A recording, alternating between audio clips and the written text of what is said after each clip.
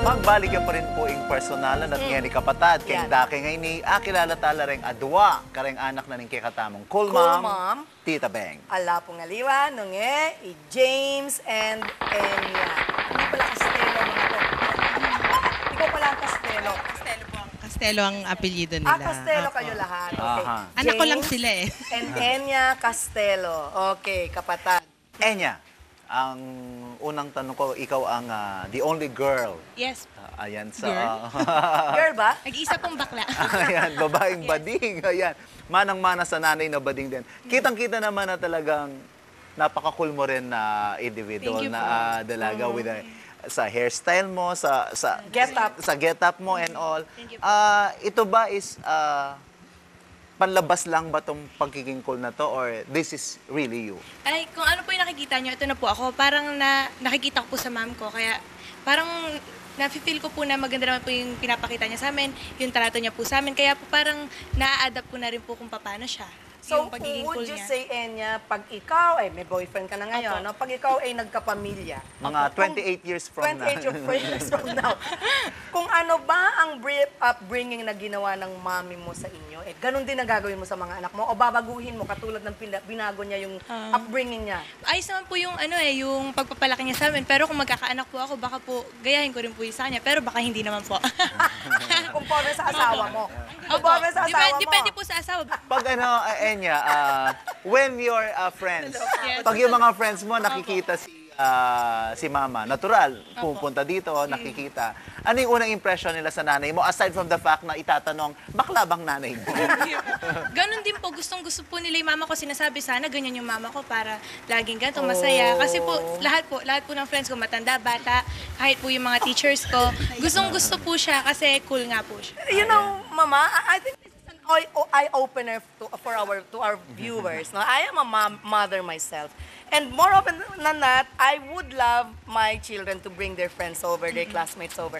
Pero always sinasabi, natatakot lang ano ka na ako. Ang nanay ba naman ng mga anak mo Bella Flores ang dating, kontrabida ng LDN? Talaga matatakot, Diyos ko. You know, ganun pala. Magtataka ka ba doon? Aray ko. Ang ibig ko sabihin, ganun pa kasi always, ikaming imda. We are always on our guard na patatin lang nga sabi rin kaluguran da rin anak mo. Kaya anyapin you're always on your guard nung makanano kang kumilos. Yung pala, kabaligtaran. Like what Enya is saying. Mas gusto ba nila balahura dapat? Oo, gusto pala ng mga kabataan ngayon, naiinggit sila na ang mom ni Enya, ganito ka-cool. Magpatato ko pa. Si James naman. James! Ayan, James. Ayan, ikaw, bata ka pa. Siyempre, maraming mga kabataan na kasing edad mo, yan ang mga talagang mapanukso. Mapamusit. Mapamusit la rin kadeng kaedad mo. Nakabubuisitan nga kakit day mami mo. Mamo, tinyan tatulo pa yung batkeng kay bilibid. At puro siyang tatoy mami mo. Nasabyan mo karela, patsema kanya. Ano po? Adik ko na si Mami. Ano yan? Kasi ko na si Mami. Okay, hindi ka nagagalit sa kanila. Hindi ka naman nakikipag-away. Hindi ka pa ba napaaway nang dahil sa mom mo? Hindi pa po. Never? Talaga? Inggit din sila sa'yo, sa mami mo. Dahil napaka-cool ni Mami. Yung mga nanay nila, stricto. Hindi ko po alam. Hindi mo alam kung naiinggit sila sa'yo. Pero okay lang ba sa'yo na ganito ka-cool si mami? Okay lang sa'yo? Opo, okay na okay. Okay na okay? Hindi ka ba, hindi mo ba naisip na sana ang mami ko kamukha nung mami nung classmate ko na nakadress, na mahabang disente, hindi masyadong tumatawa na parang parang bruha kung tumawa, yung ganon. Hindi naman? Hindi po kasi, naka-apron. Apron sila. Sino naka-apron? Yung mga nanay yung classmate. Ayaw mo ng mga nanay na naka-apron? Oo, mukhang katulong. Siguro nagluluto sila nung nakita mo. Ako gusto kong tanungin si Enya din, pagdating sa mga problemang personal, nabanggit ng nanay mo na very open ang communication lines, talagang okay lang na nag-open up. Ano ang nakita mo sa mami mo na it's very easy for you to open your problems sa schools, relationship, friends, kahit pansarili? Unang-una po kasi sinasabi niya, alam, napandaanan ko na yan, kaya wala kang matatago sa akin. Ganon po, okay. pinipilit niya po akong i-open yung problema ko, tapos nun, okay lang yan, anak, ganyan din ako dati, ganito gawin mo. So Maayos ibig din yan. sabihin Opo. niya, you are encouraged to communicate with her Opo. dahil alam mo na after mo sinabi sa kanya, Opo. walang judgment. Opo, wala pong Walang judgment. judgment Opo. na pilit niyang Opo. iintindihin. Sasabihin niya lang, ba't di mo agad sinabi sa akin, magagabayan pa kita, sana hindi na lumalang ganito. Because that's the problem with mother-children relationships, kapatid. They don't open up for fear na may kamuanan la. Mabiblame ka Mablame agad. la, kamuanan dala, parusan dala. Precisely why children, refuse to open up to their mother. Ako, ang gusto ko malaman kay Tita Beng is, saang aspect ka nagiging stricto? You're practically Yan. cool in practically all aspects of their lives as young teenagers. Opo. Saan ka nagiging Ano stricto ang naman? limitation? Ito lang, alam po nila yon. Ang importante lang sa akin, sabi ko, binibigay ko ang obligasyon ko sa inyo. So, meron din kayong obligasyon sa akin. Doon ako mahigpit. Unang-una, magtapos kayo ng pag-aaral. So, pagdating sa studies, doon ako mahigpit sa kanya. Sa kanila. Pangalawa, huwag sila mag-aaway magkakapatid. Yun.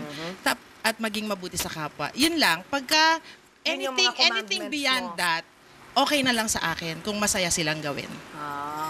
How about their relationship with their respective fathers? Talagang with their Ayan, respective fathers. Okay lang po. Magkakaibigan kami, believe it or not. The three fathers? Three ba o Opo. four? 3 lang po. Three lang. Pero may pang 3 lang. Three pa lang. Kulang pa nga eh. Hindi, biro lang. Anyway, tungkol naman sa mga tatay nila, lahat naman yun, minahal ko. Okay. Hindi naman yun ay mga panandali. Oo, hindi naman ganon, hindi naman. Tapos, It just so happened na hindi nag-work out? Ayoko naman ng ganong sitwasyon hanggat maaari. Pero ako kasi hindi ako nagtitiis or pag may problema, kung hindi masosolve, hindi ko na pinagtsatsagaan. Di ano ka? Ganon. You are the number one supporter of RH bill, I believe, and divorce bill. Tama po. Tama. Ganun talaga, di ba? Kanya-kanyang opinion po yan eh. Oo. So, yun lang ang ano mo, no? Meron kang mga kumbaga commandments sa kanila. For as long as they Yun don't lang. break those commandments, they can do any Oo, other yun lang thing. po. Yun, malinaw yun. Kahit na lagpas dun sa tatlong yun, okay na sa akin. Oo.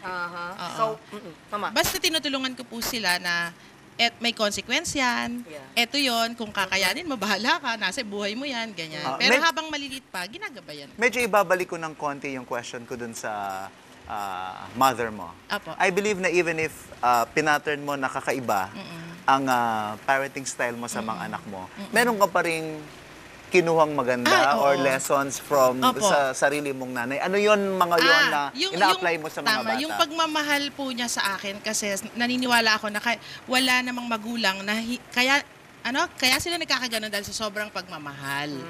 So, na-appreciate ko yon. Yun nga lang, sa sobra, nagkakaroon ng disadvantages sa nanay ko. Pero, yun yung gusto kong makuha sa kanya, yung sobrang pagmamahal niya sa akin, na ginagawa ko sa mga anak ko. Unconditional love. Sa kanila, meron nga lang, yun nga, yung nanay ko para bang hanggang matanda ka na, ayoko hunang ganyan, typical na Pilipino na ang tanda mo na, nandiyan ka pa sa magulang mo, yung mga ganong In which case, like Enya here, I heard na na siya, independent na siya.